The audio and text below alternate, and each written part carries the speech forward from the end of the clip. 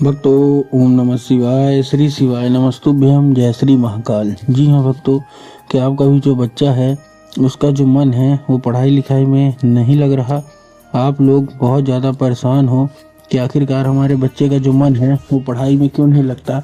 जब भी आप उसको पढ़ाने के लिए बैठाते हो तो कहीं घूमने चला जाएगा, कहीं खेलने चला जाएगा, कहीं कुछ करने लगेगा, कहीं कुछ, लेकिन पढ़ेगा बस बिल्कुल भी नहीं। और आप लोगों के भी समझ में नहीं आता कि आखिर ऐसा क्या हो गया जिसके कारण आपका जो बच्चा है उसका जो मन है वो पढ़ाई लिखाई में नहीं लगता। तो आपको परेशान होने की कोई भी आवश्यकता नहीं है, क्योंकि आज जो मैं आपको उपाय बताने वाला हूँ, अगर आपने उसको ध्यान से सुन के और अच्छे तरीके से कर लिया तो अवश्य रूप से आपका जो बच्चा है ना, उसका जो मन है वो पढ़ाई की ओर आकर्षित होगा ही होगा। क्या करना है, कैसे करना है, पूरा का पूरा मैं आपको बताने वाला हूँ और अच्छे तरीके से आपको समझाने वाला हूँ। तो बस उपाय ध्यान से सुन के अच्छे से करिएगा ज़रूर, ठीक। देखिए, आपको भी पता है कि पूज्य गुरुदेव की जो कथा होती है उसमें लाखों की भीड़ आती है। कैसे भीड़ आती है?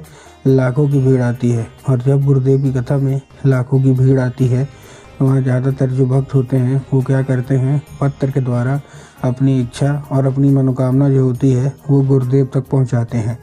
तो अभी गुरुदेव की कथा चल रही थी, आज से 4 से 5 महीना पहले की बात है। गुरुदेव की कथा चल रही थी और जब गुरुदेव की कथा चल रही थी तो वहाँ लाखों की भीड़ आई। अब जब गुरुदेव की कथा में लाखों की भीड़ आई तो वहाँ ज़्यादातर जो भक्त थे उन्होंने क्या किया, पत्र के द्वारा अपनी इच्छा और अपनी मनोकामना जो थी वो गुरुदेव तक पहुँचाई। अब जब गुरुदेव के पास पत्र पहुँचा और गुरुदेव ने पत्र पढ़ा तो वहाँ गुरुदेव ने देखा कि ज़्यादातर जो भक्त हैं उनकी क्या है, केवल और केवल एक ही इच्छा और एक ही मनोकामना है। क्या? कि गुरुदेव, हमारा जो बच्चा है उसका जो मन है वो पढ़ाई लिखाई में बिल्कुल भी नहीं लगता। हम लोग बहुत ज़्यादा परेशान हैं उसकी पढ़ाई को लेके कि आखिरकार हमारा जो बच्चा है उसका जो मन है वो पढ़ाई में क्यों नहीं लगता।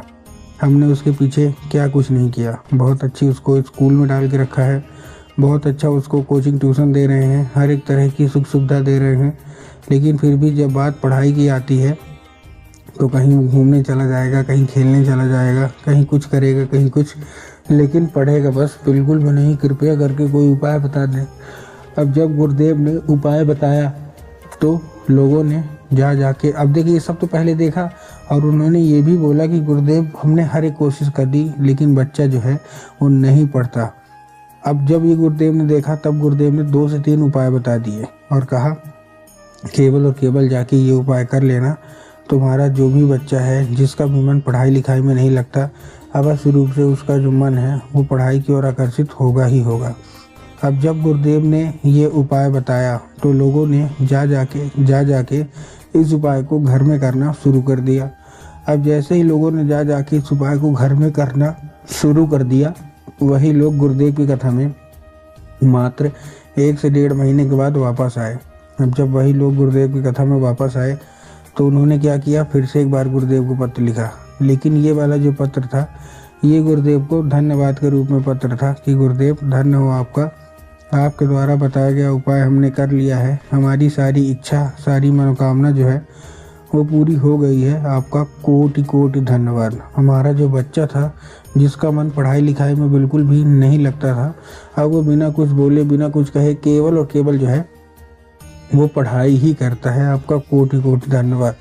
तो देखिए, जो लोग भी मेरी आवाज़ अभी सुन रहे हैं ना, अगर आपको भी जानना है कि आखिर ऐसा कौन सा उपाय है जिसको करने मात्र से इच्छा मनोकामना जो है वो पूरी हो जाती है, तो चलिए हम बताते हैं आपको आज की इस वीडियो के माध्यम से कि आपको करना क्या है। तो बस उपाय ध्यान से सुन के अच्छे से करिएगा ज़रूर।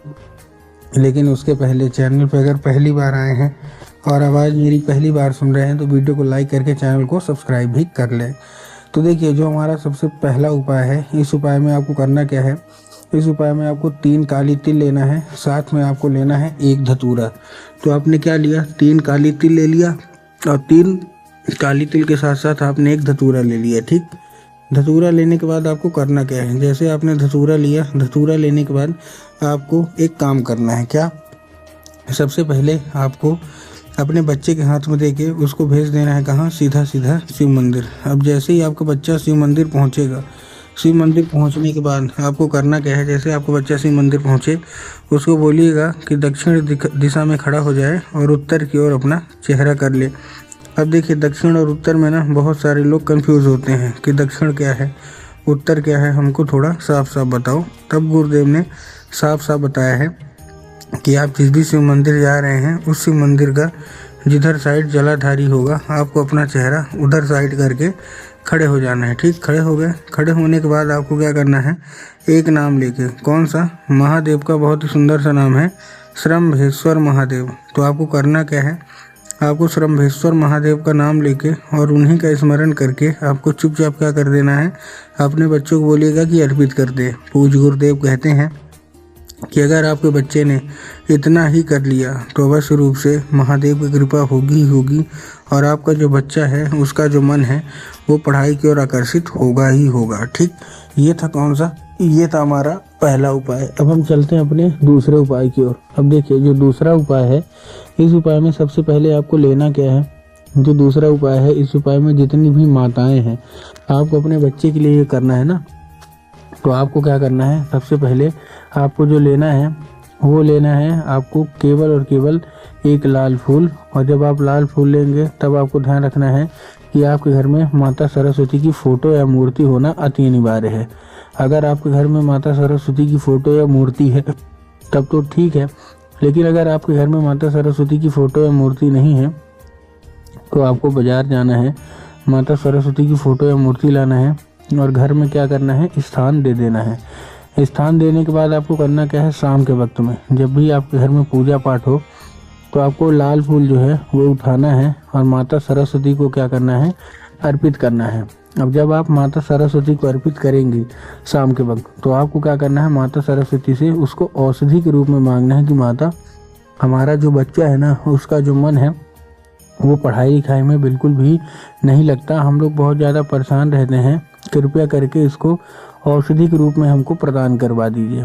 अब क्या होगा, अब ये औषधि का रूप ले लेगा। ठीक, औषधि का रूप लेने के बाद आपको करना क्या है, जैसे ही औषधि का रूप लेगा उसी रात जब आपका बच्चा अच्छे तरीके से खाना पीना खा के सो जाए तो आपको लाल फूल उठाना है और लाल फूल उठाने के बाद आपको क्या करना है, वही लाल फूल अपने बच्चे के क्या करना है, अपने बच्चे के सर पे 2 से 3 बार आपको फेर देना है। पूज्य गुरुदेव कहते हैं कि अगर आपने ऐसा कर लिया तो अवश्य रूप से सारी इच्छा सारी मनोकामना पूरी होगी, क्योंकि उस फूल के जरिए स्वयं जो माता सरस्वती है ना वो उसके दिमाग में प्रवेश कर जाएंगी और उसका जितना भी दिमाग इधर उधर के कामों में लगता है वहाँ से ना लग के केवल और केवल जो उसका दिमाग है वो पढ़ाई की ओर आकर्षित होगा ही होगा।